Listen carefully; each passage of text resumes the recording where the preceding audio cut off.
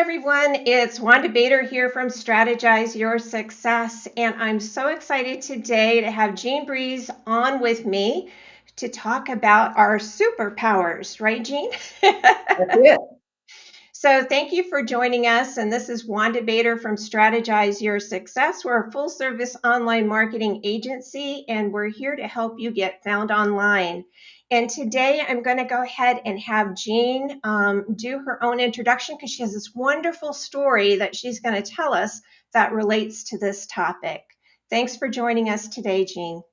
Thank you, Wanda. Thanks for having me. Super excited. It feels like a dreary Monday afternoon, and I was thinking before we joined the call, I need one of those Snickers, like those Snickers commercials where they just perk you up. So hopefully that's what we'll do for everybody today is give you a little pick me up in the afternoon without having to eat all those calories. Sounds good to me. So, so I'm Jean Briese. I am the founder of I'm a motivational speaker, chief motivation officer. And before I did that, I spent over 25 years creating and leading award-winning teams for a Fortune 10 technology company. I like to say I was a woman in tech before woman in tech was a thing. I've also been I'm the immediate past president for the National Association of Women Business Owners, the Phoenix chapter. And during my tenure with them, I led the group to receive a Stevie Award for the best performance by a woman-led nonprofit during the pandemic. And I have founded a nonprofit organization here in Phoenix that supports law enforcement families. So I've got all of these leadership roles in my background, and the 5 superpowers come from all of those experiences creating and leading award-winning teams. But probably the most interesting thing about me, Wanda, happened when I was 15 years old. When I was 15 years old, I'm the oldest of 4 siblings. My sister was 12, my brothers are 10 and 5, and my parents were divorced. And this happened a couple of weeks before Christmas. My mom decided to go out on a date. And as her and her date were leaving, they waved bye to us and they kind of laughed and giggled and they were like, "We'll see you in about 3 days." And, as kids, we're like, "What?" But we giggled because they were laughing and they went out and we went about our business. We went to bed that night and got up the next morning and mom hadn't come home. So we went about our business during the day and went to bed that night, and day 1 came and went. Day 2 came, mom still hadn't come home. Day 3 came and we're like, "Yay, it's day 3. We thought mom was kidding, but it's day 3. Mom's coming home today."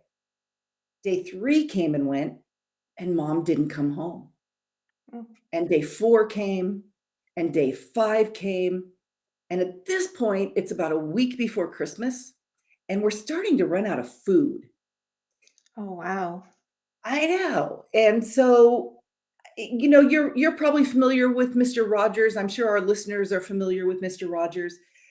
There's a video that's pulled out anytime something catastrophic happens in our world. There's a big tsunami, or just any bad news on TV. And it's Mr. Rogers, and he's being interviewed. And they're asking him about when he was a little boy and he would see something bad on TV. He would see bad news. And he said his mother always told him, "Look for the helpers. Look for the helpers." So I'm the oldest. It's a week before Christmas. We're running out of food, no parents in the house. We don't have any way to get a hold of our dad. And so I feel like I need to call for help. And I do. And the social workers come out. And the first thing the social worker says to me is, "Jean, it's a week before Christmas. All of the resources that we have to help families like yours have already been allocated to other families. We don't have any more resources. So we need you to prepare yourself and your siblings," because they thought that my siblings would receive the news better if they heard it from me. "So we need you to prepare yourself and your siblings for the fact that there will be no Christmas celebration for you all. No Christmas food, no Christmas party, no Christmas gifts." And even though I was 15, what your mind knows and what your heart feels sometimes are 2 different things. And this was really difficult to hear. Our dad had already left us. My mother had just abandoned us. And now they're telling us that even Santa isn't coming. And we all know why Santa doesn't come. We must be some really bad kids. The second thing that the social worker told me was, Jean, it's a week before Christmas. And at any time of the year, to put 4 kids into one home is really difficult. A week before Christmas, forget about it. It's impossible. It's not going to happen. So we need to prepare yourself and your siblings for the fact that we are going to have to split you all up. Now, if the first news was difficult, this was devastating. Everything that we knew to be true in the world had just blown up. Nothing that we knew to be true was true anymore. And it felt like the only thing we had left was each other. And now they want to take that away from us too. So, being 15, and many of us may have been 15-year-olds like me. When I was 15, I knew everything. So being 15 and being pretty arrogant, I became pretty angry. And I decided that adults were the cause of all of my problems. And I kind of became a little bit like the Grinch. I had no use for adults anymore. And I don't know exactly, it was maybe the 23rd or 24th. I really don't remember exactly which day it was, but a day or two before Christmas. And somehow arrangements had been made to keep us together until after Christmas. And so we're in a little trailer, a mobile home at the back of a trailer park. And I see a car pull up, and the social worker gets out of the car. And right behind her is another car, and adults start getting out. Well, I don't do adults anymore. So I go to the very far back of the trailer, and I go to the back bedroom as far away as I can get. And I assume the position. Nobody's talking to me. So the social worker comes in and she's like, Jean, please come out. There's some people here and they heard about your family and they're here. They'd like to meet you. Nope, I'm not coming out. Jean, you don't have to be out there long. It's not going to take a long. They just want to see you. They've heard about you and they really would like to meet you. Nope, I'm not going. I never did go. I wasn't a gracious receiver. But they came anyway, even though I was arrogant, even though I was rude, even though I didn't recognize when a kindness was being extended to me. They came anyway. And they brought food, and they brought gifts, and they brought unconditional love, which is something that we didn't know existed. And they brought the greatest gift of all, the one gift that none of us can live without. They brought us hope. They brought us hope. So I, like the Grinch, was very touched that day. My heart grew 3 times because even though they never saw me, even though they never got to hear thank you, it didn't stop their kindness from changing my life. When I look back now on all the things that have happened in my life and all of the accomplishments, it was in that moment that I learned the secret to success. And it was in that moment that changed my life. And I share that story with you all for a couple of reasons. Number one, many times when people are in the struggle, and we're all in the struggle right now, the pandemic has uprooted our world. And for the last 2 years, everything that we knew to be true hasn't been true anymore. We don't do anything the way we used to do it. So when you're in the struggle, sometimes all your resources and all your energy are just trying to keep breathing, and you don't have any energy or resources to be a gracious receiver. But that doesn't stop your kindness from changing a life. And I share that because we all have opportunities every day to be kind. And sometimes the people we're kind to are arrogant, and sometimes they're rude, and sometimes they don't even know we're extending them a kindness. But it doesn't mean your kindness doesn't have the potential to be life-changing. And the second reason I share that is because I want to share with all of your listeners the secret to success. It was in that moment that I decided two things. And it sounds really simple, but don't mistake simple for easy. But here it is. Here's the secret. In that moment, I made up my mind that I was going to become one of the helpers and I was going to live a good life. And that's the secret to success. Make up your mind, you're going to do it, and put in the work. Again, sounds really simple. And it wasn't a straight line, it was a jagged line. And it's a jagged line for many of us. But the secret is make up your mind what you're going to do and put in the work. So, a little bit about my background and how I came to all of the superpowers and why I call them superpowers that I'd like to share. But that's my story. Oh my gosh. Now, we didn't talk about your story before we aired, so Yeah, I had no idea that you had gone through this as a young child. And I'm so sorry to hear that. But I'm so glad in the same instance that there were grown-ups there to help and support your family. thank So, you. Thank you. wow. It's just like, as my father-in-law always says, you got me verklempt.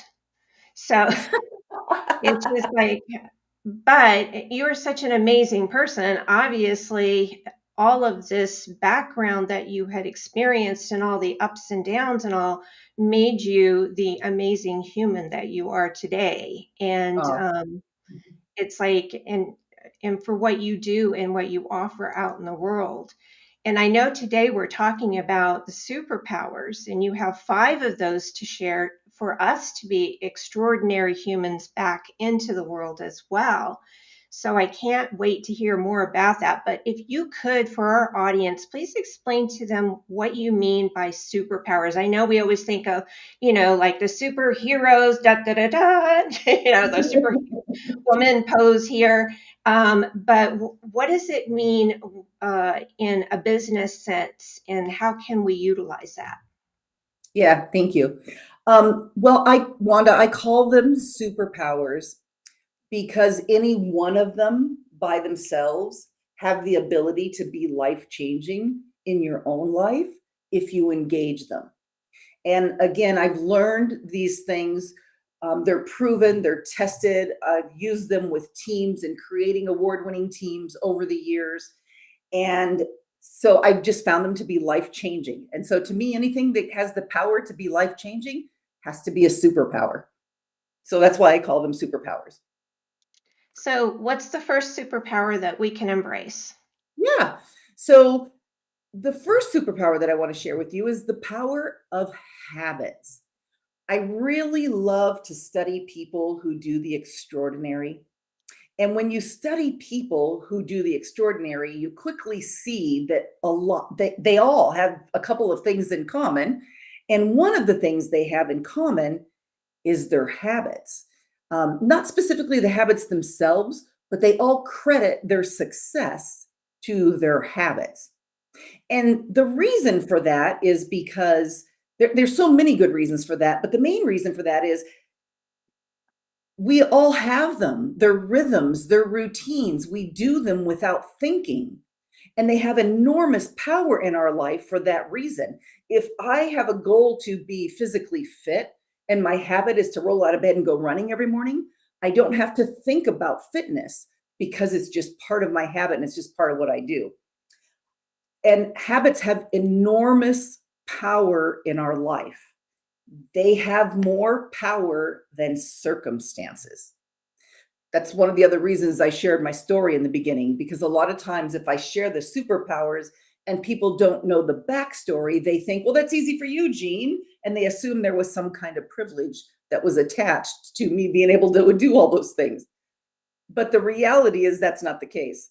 Um, Habits have more power than circumstances in our life. So if we want to change our life, we start with looking at our habits and examining our habits. And I don't have time to go into all of the things that I would like to share about habits today, but I want to give you kind of a little preview and give your listeners at least something that they can use to affect some positive change for more in their life. Maybe they want more freedom. Maybe they want more impact. But the first habit that I start with is, how do you start your day? How do you start your day? Many of us come in to work, or even if we're working from home, and we start our day by logging into email. Mm-hmm. And the problem with that is that's very reactive. Email is very reactive. And I can log into email and I can be busy all day long, but I'm reacting, and I'm reacting to what is urgent for somebody else. I might go home at the end of the day or finish my day at work, and I would have been busy all day long, but did I really make any progress towards my goals? Because there's a difference between being busy and being productive. So I suggest that replacing a reactive habit, because if we start our day with a reactive habit, we're much more likely to stay reactive all day long. So I like to tell folks, start with a proactive habit. Flip that around. If you start proactive, you're much more likely to be proactive all day long. And for me, what that looks like is, and again, I take this from the folks who have accomplished the extraordinary. What's your 90-day goal? A lot of the people who've done the extraordinary are great visionaries, but they all have a 90-day goal. So what's your 90-day goal? And as you start your day and you're looking at your to-do list, put the things on your calendar that support your 90-day goals. Make sure that you're not spending your whole day working on what's urgent and maybe not even important for somebody else, but put the important things on your calendar. Start with a proactive habit. That's superpower number 1. You want me to keep going, or? I'd love to hear superpower number 2.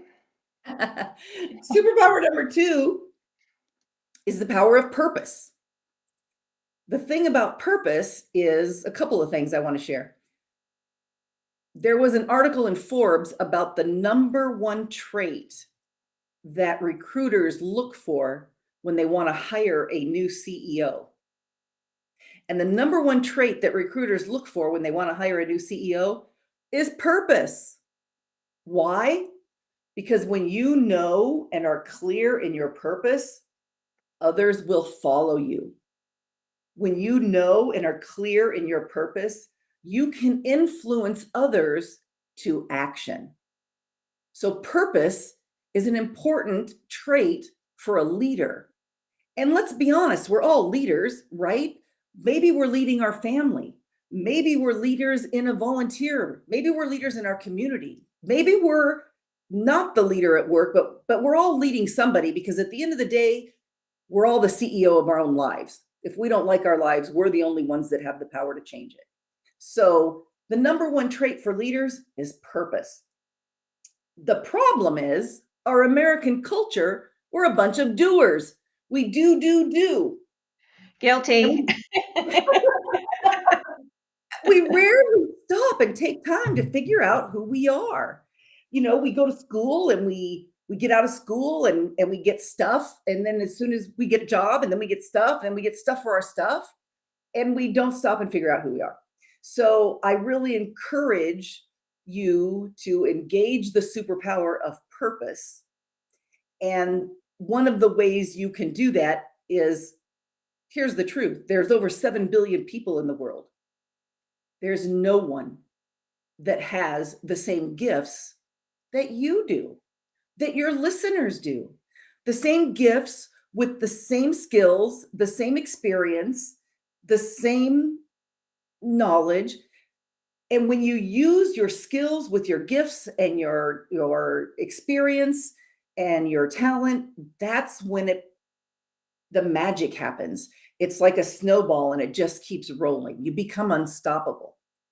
So I really encourage everybody to spend some time and figure out what your gifts are. You've had your gifts. You were born with your gifts. If you look at 10-year-old Jean, you'll see that I was getting all the kids together on my street, and I'm like, what do you want to do when you grow up? Oh, you want to be Miss America? We held a Miss 35th Street pageant on my street. So I was doing that when I was 10 years old. I could tell story after story of people I've talked to, and your gifts were there. You were born with your gifts to fulfill your purpose. And if you're not sure what your gifts are, the way to find out what they are is to look to what you're passionate about.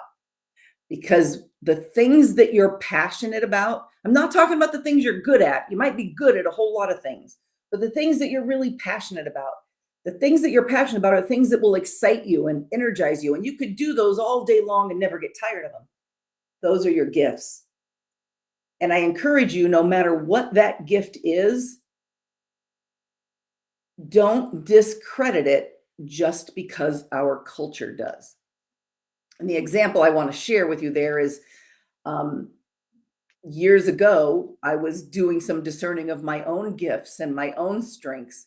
And at the time, I was leading a sales team. I had about 150 salespeople, and I had about 10 sales managers that all reported to me, and a bunch of other job titles associated with getting our sales done. And I sent out an email and I asked people to share with me 3 things that I was good at and 1 thing that I could do better. And I expected people to say things like, I'm great at reading EBITDA, and I have leadership skills and selling skills. And I wanted all of these things that our culture tells us are important in my role as director of sales. And what I kept getting back was, you care, you care, you care. And I was mad. I'm like, I can't put that on my resume.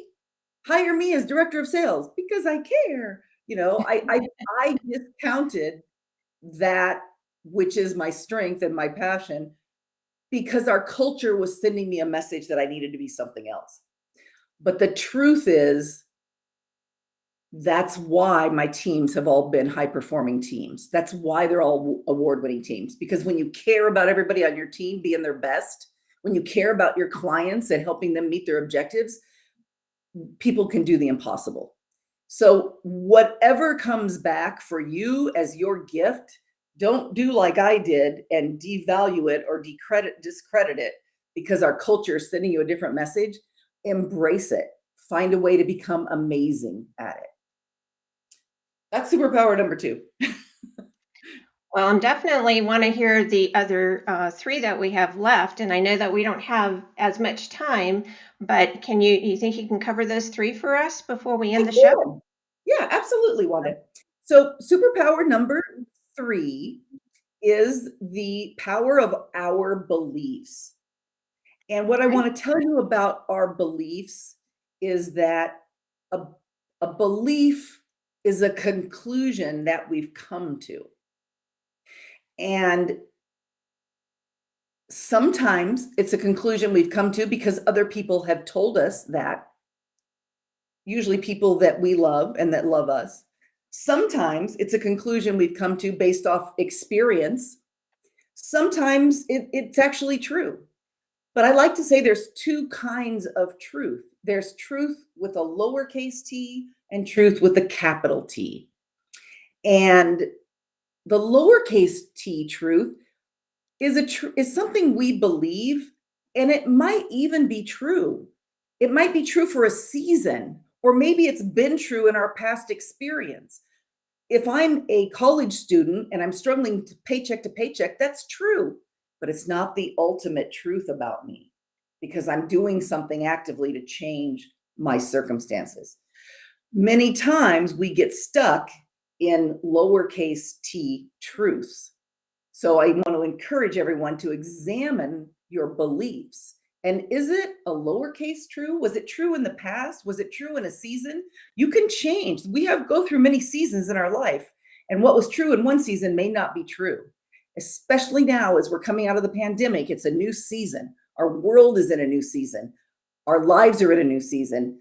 Examine the beliefs, and maybe it's time to let go of some and adopt some new beliefs. That's number 3. I'm going to go on to number 4. And superpower number 4 is the power of people. People are hugely important.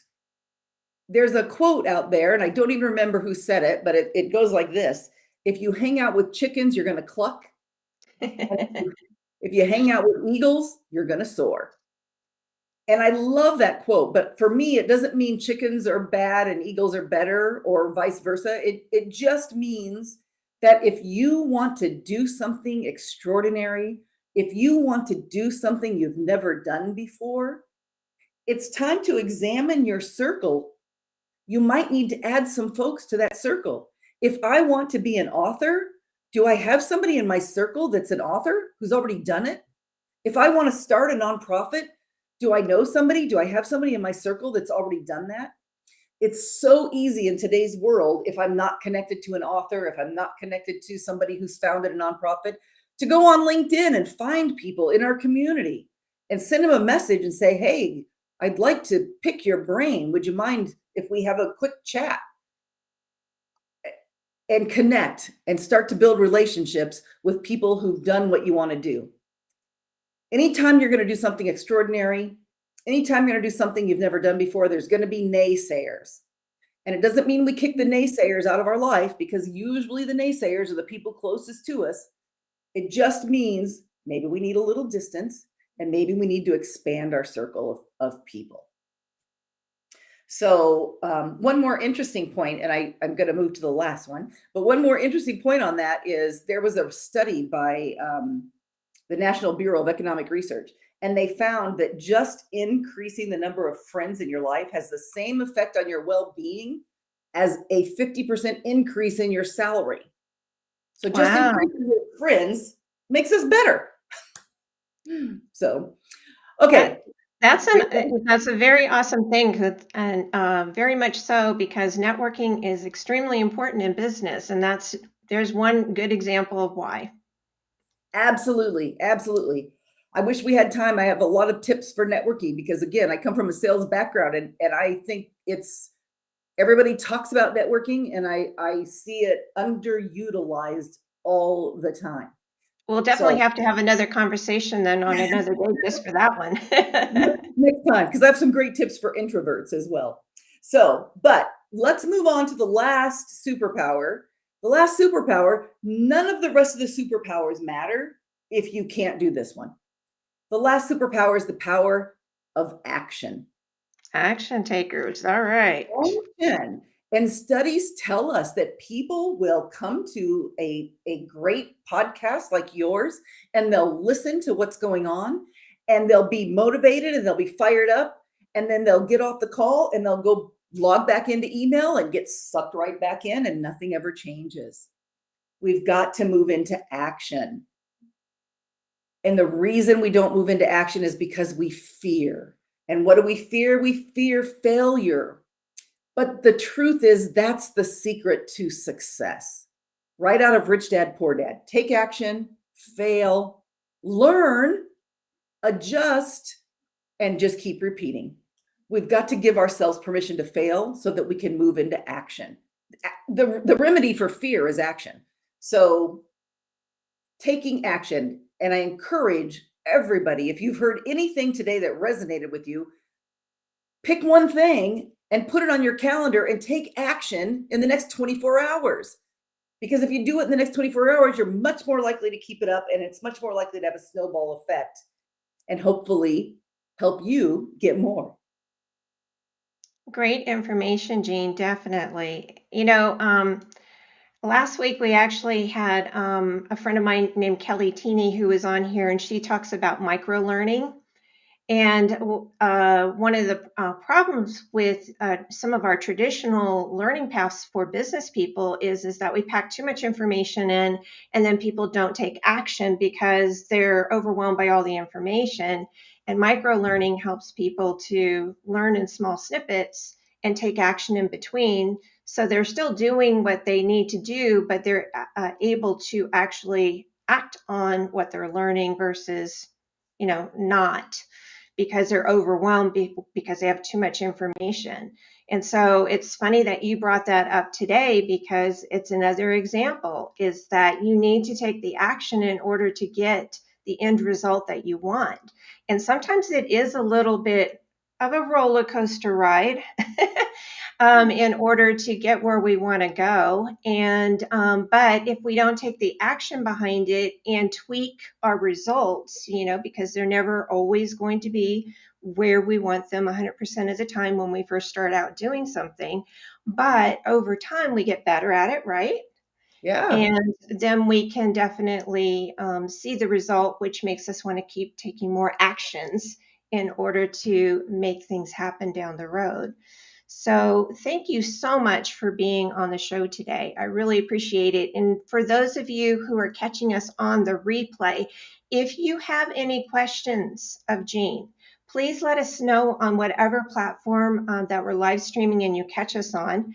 And I'll be sure that Jean gets that information and gets back to you. If you would also like to reach out to her, you see her website right here, jeanbriese.com.